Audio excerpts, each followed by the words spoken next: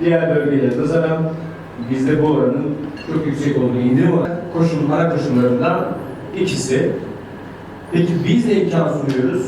Biz de alacaklarımızın gecikme zammının tamamından vazgeçiyoruz. Ana paralarda da %25'e kadar indirim imkanı sunabiliyoruz. Tek bir şey 31 Aralık son tarih. 5 milyarı bizim bölgede Şanlıurfa,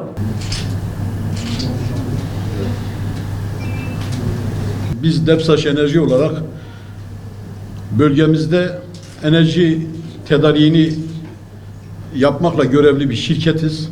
Bölgemizde tüketilen tarımsal sulama enerji miktarı Türkiye'de tüketilen tarımsal sulama enerji miktarının tam %50'si. Türkiye'de yaklaşık 10 milyar kilowatt saatin üzerinde bir enerji tüketimi tarımsal sulamada gerçekleşirken bunun 4,5-5 milyarı bizim bölgede Şanlıurfa, Mardin, Diyarbakır, Batman, Siirt ve Şırnak illerindeki tarımsal sulama abonelerinde gerçekleşmektedir. Bölgedeki çiftçilerle ayda bir defa çıkardığımız vakit yaşadığımız anlaşmazlıkların düzeltilmesi için gerek Tarım Bakanlığı gerekse de Enerji Bakanlığı nezdinde defalarca görüşmeler gerçekleşti ve bu işe şu anda Ziraat Bankası kanalıyla bir çözüm bulundu.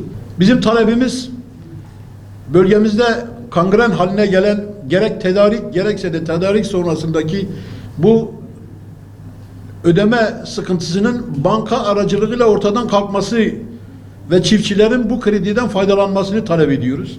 Biz de az önce söylediğim gibi enerjiyi satın alıp müşterilerimizin hizmetine sunuyoruz. Bu enerjiyi bize ne herhangi bir şekilde bir devlet veyahut da bir üretim tesisi veyahut da bir santral bize bedava veya indirimli vermiyor. Bugüne kadar çiftçilerimizle yapılan görüşmelerde ödeme için, hasat zamanında ödeme için, eski borçların ödenmesi için bu ve buna benzer imkanların sunulmasına yönelik hep talepte bulundular.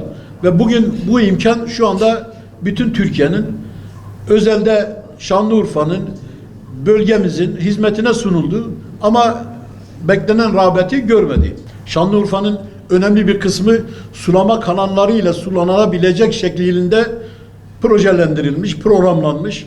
Ama geldiğimiz bugün de sulama kanallarının suladığı alanlar çok istenen seviyeye ulaşamamış. Gerek sulama birlikleri olsun, gerekse de bu sulama birliklerinin yöneteceği sulama kanallarının bir an önce faaliyete geçmesi için çiftçilerimizden, yani basından, bu işte görevli olan bürokratlarımızdan destek istiyoruz. Sulama birliklerinin yönetiminin ya tekrar tamamen DSİ'ye veyahut da yerel yönetimlere devredilmesi şeklinde bir talebimiz var. Burada basın aracılığıyla sizlere buradan tekrardan iletmek istiyoruz.